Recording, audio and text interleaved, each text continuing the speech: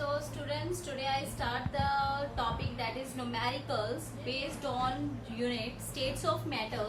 So जो ਅਸੀਂ states of matter chapter start ਕੀਤਾ ਸੀ, unit start ਕੀਤਾ ਸੀ, ਉਹਦੇ based ਅਸੀਂ numericals ਕਰਨ ਲੱਗੇ ਹਾਂ laws based.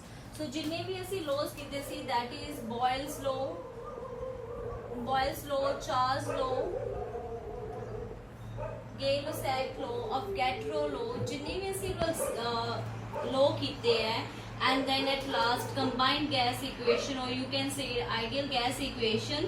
So इन्ना दे based जो gas laws are, ठीक है, this is gas laws. So इन्ना दे gas laws दे based असी numericals करन जा रहे हैं. So first numerical is that is what is the increase in volume when the temperature of 800 ml of air increase from 27 degrees Celsius to 47 degrees Celsius.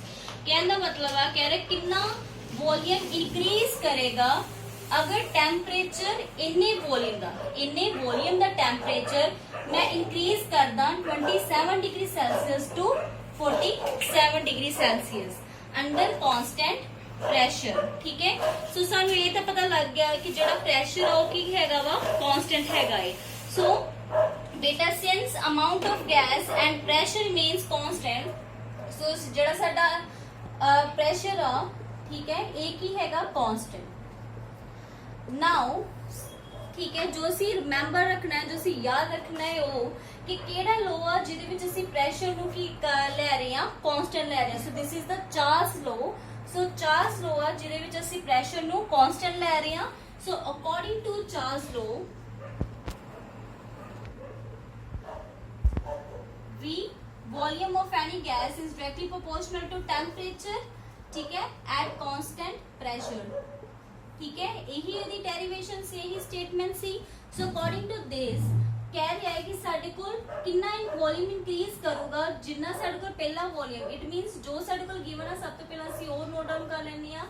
So given क्या है, सब तो पहला साडे कोल गिवन है V1, बिकॉज V1 किवें given है that के ओने की क्या वा कि जिन्ना पहला वॉल्यूम सी अगर मैं ओदा टेम्परेचर इंक्रीज करदा, ठीक है, पहला ओदा टेम्परेचर फ्रॉम टू कितने करना, मतलब फ्रॉम मतलब साडे कोल T1 कितना आ गया that is 27 degree Celsius and T2 कितना आ गया दैट इज 47 डिग्री सेल्सियस.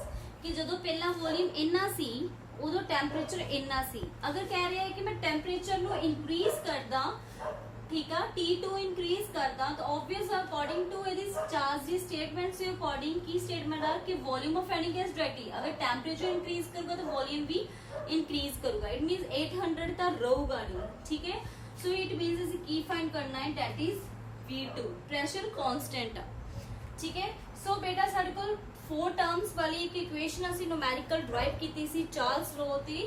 ठीक है, ਉਹਦੀ स्टेटमेंट ਨੂੰ यूज करके ਜਿਸ ਚੋਂ ਸਾਡੇ ਕੋਲ 3 गिवन ਆ. फर्स्ट ऑफ ऑल बेटा ਅਸੀਂ ਕੀ ਕਰਾਂਗੇ ਟੈਂਪਰੇਚਰ ਨੂੰ ਕੈਲਵਿਨ ਚ ਚੇਂਜ ਕਰਾਂਗੇ. Why we change temperature Celsius into Kelvin, because जो चार्ल्स सी उन्होंने जो साइंटिफिक स्केल यूज किया सी that is Kelvin scale. So that why ਅਸੀਂ ਟੈਂਪਰੇਚਰ ਨੂੰ ऑलवेज केल्विन ਚ यूज चेंज करते हैं. So T1 is 27 degree Celsius. तो अगर केल्विन ਚ चेंज करना है ਇਹਦੇ ਚ 273 प्लस कर देंगे and we get that is 300 Kelvin. Now T2 is 47 degree Celsius. So इनू भी ਅਸੀਂ Kelvin ਚ change कर लांगे. So we get 320 Kelvin. Now by applying the Charles law equation that is V1 by T1 equal to V2 by T2 at constant pressure. अगर बेटा ਤੁਹਾਨੂੰ याद ਹੋਵੇ ਚਾਰल्स ਲॉ ਦੀ ਜੋ ਸਿੰਪਲ ਮੈਥਡ ਸੀ ਸਾਡਾ ਜਿਹਦੇ ਜੋ ਅਸੀਂ ਨਿਊਮੈਰਿਕਲੀ ਡਿਰਾਈਵ ਕੀਤਾ ਸੀ formula that is V1 by T1 equal to V2 by T2. so अगर ਅਸੀਂ ਫਾਰਮੂਲੇਟ ਕਰੀਏ ਅਸੀਂ V2 फाइंड आउट करना है. ठीक है, अगर ਅਸੀਂ V2 फाइंड करना है तो ਸਾਡੇ ਕੋਲ ਕੀ ਆਈ term that is V1 by T1 V2 ਨੂੰ. ठीक है, अगर इनू इस इक्वेशन किस तरह बनाना है कि कोई चीज असी किस तरह फाइंड आउट करनी है, V2 नु इस साइड ही रहन दो. ठीक है, सो ए वाली चीज बिकॉज असी दोनों चो एक चीज नु ही चेंज करके दूसरी साइड लेके जा सकते. सो मैं जो फाइंड आउट करना मैंने उत्थे ही रहता एंड V1 by T1 नु उत्थे ही रहता. जो T2 डिवाइड हो रहा सी वो लेफ्ट हैंड साइड ते की आ गया multiply.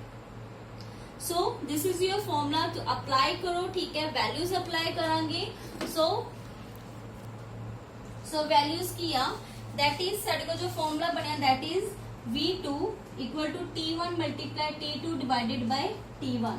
So if I put the value V1 equal to 800 milliliter, then T2 is at 320 Kelvin divided by temperature is 300 Kelvin. By solving this statement, we get that 85.3 milliliter. So पहला volume कितना सी 800, जब मैं temperature increase किया मेरा volume V2 कितना आ गया that is 853.3 ml. So this is the numerical based on the Charles gas law.